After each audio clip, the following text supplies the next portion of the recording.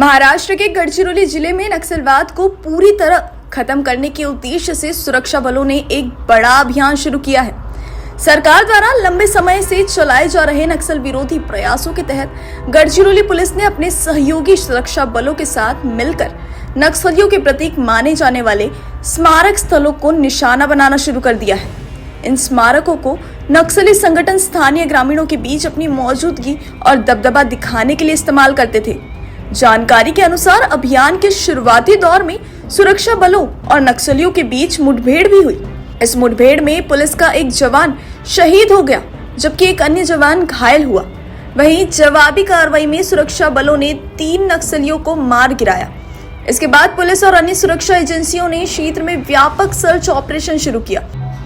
जसं सर्वांना माहीत आहे की गडचिरोली मध्ये जे माओवाद्यांची चळवळ आहे हळूहळू अत्यंत कमी झालेला आहे आणि त्या श्रृंखलेमध्ये कंपनी नंबर 10 जे आमची उर्वरित फॉर्मेशन आहे त्यांचे 10 कॅडर आमचे शिल्लक राहिलेला होता। आम्हाला 3 तारीखचे संध्याकाळी एक खात्रीशीर गोपनीय माहिती भेटली होती की कंपनी नंबर 10 चे फॉर्मेशन आणि छत्तीसगडचे काही अननोन फॉर्मेशन थेट गडचिरोली नारायणपूर सीमावर दबा धरून बसले आहे, कॅम्प लावून बसले आहे आणि ते कोणतीही मोठ्या घातपातची घटना चे नियोजन करत आहे आणि त्या अनुषंगाने तात्काळ C60 चे जे आमचे पथक होते, जे नवीन उघडलेले आमचे आउटपोस्ट आहेत पुणार आणि बिरगुंडा, त्यातून C60 चे पथक लॉन्च झाले होते आणि ते 4 तारखेच्या सकाळी तिथे त्या एरियामध्ये पोहोचून त्यांनी कॉर्डन लावलं आणि तिथे 4 तारखेला पण आमचे माओवाद्यांसोबत चकमक झाली होती, परंतु अत्यंत धंदानाट जंगल आणि होस्टाईल टेरेनमुळे आम्ही माओवाद्यांची शोध घेऊ शकलो नाही आणि परंतु त्या दिवशी आम्ही 2 माओवाद्यांचे जे कॅम्प होता ते उद्ध्वस्त करण्यामध्ये गडचिरोली पोलिसांना यश प्राप्त झालं होतं, परंतु आम्ही ऑपरेशन कॉल ऑफ केलं नाही आणि ऑपरेशन रात्रीभर तिथे आम्ही थांबून 5 तारखेला सकाळीच परत ऑपरेशन सुरू केलं आणि त्या सर्चिंगमध्ये माओवाद्यांसोबत परत चकमक सुरू झाली आणि दिवसभर चालले चकमकमध्ये त्या दिवशी आम्हाला 3 मृतदेह माओवाद्यांचे सापडले, एक AK-47 आणि एक SLR सोबत आणि परंतु दुर्दैवाने आमचे एक शूरवीर जवान दीपक मडावी C60 चे कमांडो आहे, ते नक्षल सोबत जेव्हा त्यांची चकमक सुरू होते आणि नक्षल त्यांचे कोडलला तोडण्याचे प्रयत्न करत होते, त्यांनी 2 माओवाद्यांचे खात्मा केले तिथे, परंतु दुर्दैवाने एक गोळी त्यांना पण लागलं आणि ते गंभीर जखमी झालं होतं। त्यांना आम्ही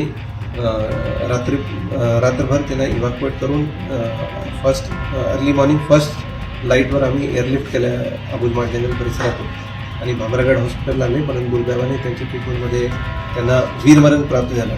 एक आणखी जवानला गोळी लागली होती, त्यांना पण एअरलिफ्ट करून गडचिरोलीला आलं आणि परंतु त्यांची स्थिती सध्या स्थिर आहे आणि ती धोकाबाहेर आहे, ते गडचिरोली सिव्हिल हॉस्पिटलमध्ये ट्रीटमेंट घेत आहे।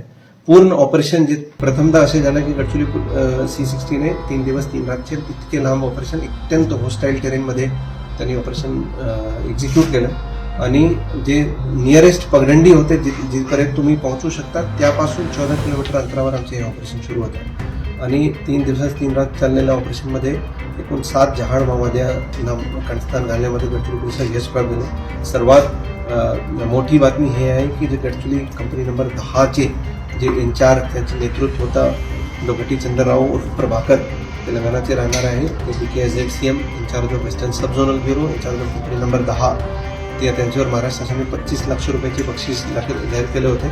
त्यांचे खात्मा करण्यामध्ये गडचिरोली पोलिसांना यश प्राप्त झालं। हे 7 कॅडर्सचे आयडेंटिफिकेशन झालेलं आहे, 3 आमची कंपनी नंबर 10 चे कॅडर आहेत आणि उर्वरित 4 जे आहे ते छत्तीसगडचे वेगवेगळ्या फॉर्मेशनचे कॅडर आहे। एकूण 7 माओवाद्यांवर महाराष्ट्र शासनाने 71 लाख रुपयाचे बक्षीस जाहीर केले होते आणि हे पूर्ण operation ADG special ops doctor Shering Dorje sir, IG anti Naxal operation Sandeep Patil sir, DIG Gadchiroli Ankit Goyal sir, DIG CRPF Ajay Sharma sir यांच्या नेतृत्वाखाली गडचिरोली पोलिसांनी एक्झिक्यूट केलेलं आहे। ते आमचे शूरवीर जवान दीपक मडावीला आम्ही आदरपूर्वक श्रद्धांजलि अर्पण करतो। सुरक्षा बलों का कहना है कि नक्सलियों ने कई वर्षों से जंगलों और दूर दराज के इलाकों में अपने तथाकथित शहीद स्मारक बनाए थे। इन स्मारकों के जरिए वे स्थानीय ग्रामीणों के मन में डर और आतंक का माहौल बनाए रखते थे तथा युवाओं को अपने संगठन की ओर आकर्षित करने की कोशिश करते थे। इस रणनीति को खत्म करने के लिए पुलिस ने इन स्मारकों को ध्वस्त करने का अभियान चलाया। कई जगहों पर JCB मशीनों की मदद से नक्सलियों द्वारा बनाए गए स्मारकों को पूरी तरह तोड़ दिया गया। जिन स्थानों से वर्षों तक नक्सलियों ने ग्रामीणों के दिलों में डर बैठा रखा था, उन्हीं प्रतीकों को अब प्रशासन ने मिटाकर यह संदेश देने की कोशिश की है कि क्षेत्र में कानून और लोकतंत्र की ताकत सबसे बड़ी है। पुलिस अधिकारियों के अनुसार यह कार्रवाई केवल ढांचे हटाने तक सीमित नहीं है, बल्कि इसका उद्देश्य ग्रामीणों को नक्सलियों के प्रभाव से मुक्त कराना और उन्हें मुख्य धारा से जोड़ना भी है। प्रशासन का मानना है कि जब इन प्रतीकों को खत्म किया जाएगा तो ग्रामीणों के मन से भय कम होगा और विकास कार्यों को गति देने में मदद मिलेगी। गढ़चिरौली में चल रही यह कार्रवाई नक्सलवाद के खिलाफ सरकार के लगातार जारी अभियान का हिस्सा है। सुरक्षा बलों का कहना है कि भविष्य में भी ऐसे सभी ठिकानों और प्रतीकों को समाप्त करने के लिए अभियान जारी रहेगा, ताकि क्षेत्र को पूरी तरह नक्सल मुक्त बनाया जा सके। गढ़चिरौली जिले में नक्सलियों के आतंक के प्रतीक माने जाने वाले अंतिम 44 स्मारकों को सुरक्षा बलों ने सफलतापूर्वक ध्वस्त किया है। इस सभी कार्रवाई को केवल भौतिक ढांचे हटाने तक सीमित नहीं माना जा रहा है, बल्कि इसे वर्षों से स्थानीय लोगों के मन में बैठे भय पर लोकतंत्र की बड़ी जीत के रूप में देखा जा रहा है। इस सफल ऑपरेशन पर मुख्यमंत्री देवेंद्र फडणवीस ने Gadchiroli police, C60 commando, CRPF और अन्य सुरक्षा बलों को बधाई दी। उन्होंने कहा कि नक्सलियों द्वारा दूर दराज और अति संवेदनशील इलाकों में बनाए गए ये स्मारक स्थानीय नागरिकों में डर फैलाने और अपनी मौजूदगी दिखाने का माध्यम थे। सरकार की लगातार और सख्त नक्सल विरोधी नीति के चलते गढ़चिरौली के हालात में बड़ा बदलाव देखने को मिला। सुरक्षा अभियानों के साथ साथ आत्मसमर्पण नीति, विकास परियोजनाएं और प्रशासन पर बढ़ता जन विश्वास, इन सभी ने मिलकर जिले में सकारात्मक माहौल तैयार किया है। अब यह क्षेत्र धीरे धीरे हिंसा और भय से निकलकर विकास और विश्वास की दिशा में आगे बढ़ रहा है। इस संयुक्त अभियान में करीब 800 जवान शामिल थे। Gadchiroli police, C60 commando, CRPF और विशेष पथकों ने सुनियोजित तरीके से सर्च ऑपरेशन चलाया। BDDS की जांच के बाद एटापल्ली, हेडरी, भामरागढ़, जीमलगट्टा, धानोरा और पेंड्रे जैसे अति संवेदनशील जंगल क्षेत्रों में स्थित इन 44 स्मारकों को पूरी तरह नष्ट कर दिया गया है। खास बात यह है कि जिन इलाकों में यह कार्रवाई की गई वे पहले नक्सलियों के गढ़ माने जाते थे। ऐसे में यह ऑपरेशन सुरक्षा बलों के लिए एक बड़ी चुनौती थी, लेकिन समन्वय और रणनीति के दम पर इसे सफलतापूर्वक अंजाम दिया गया।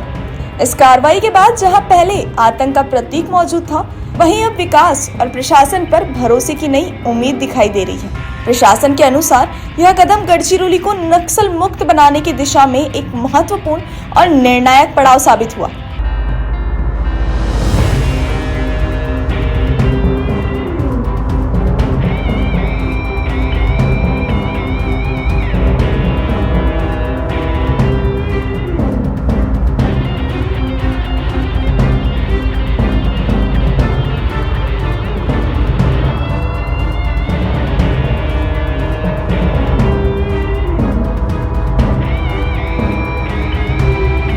कैमरामैन सचिन के साथ सनी भोंगाड़े, शंखनाद न्यूज, गढ़चिरौली।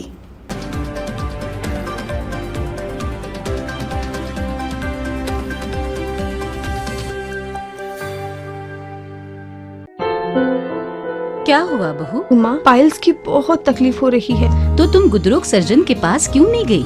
देखो, जैसे हार्ट के लिए हार्ट स्पेशलिस्ट, ब्रेन के लिए ब्रेन स्पेशलिस्ट, तो पाइल्स के लिए पाइल्स स्पेशलिस्ट क्यों नहीं? स्त्री हो या पुरुष, टॉयलेट में तकलीफ केवल पाइल्स ही नहीं, और भी कई प्रकार के गुदरोग तथा कैंसर भी हो सकता है। इसीलिए इसकी प्रत्यक्ष जांच जरूरी है। ठीक है माँ, पर जांच के लिए हम जाएंगे कहाँ? वही काले आयुर्वेदिक पाइल्स हॉस्पिटल में। लेकिन माँ, प्रेगनेंसी में पाइल्स की दवाइयाँ? प्रेगनेंसी में आयुर्वेदिक दवाइयाँ सुरक्षित होती है। जनहित में जारी काड़े आयुर्वेदिक पाइल्स हॉस्पिटल, औषधि चिकित्सा तथा सर्जरी ट्रीटमेंट उपलब्ध। हमारा पता उमरेड रोड, दिघौरी बस स्टॉप के पास, नागपुर। अधिक जानकारी के लिए वेबसाइट पर जाएं kadepailshhospital.com।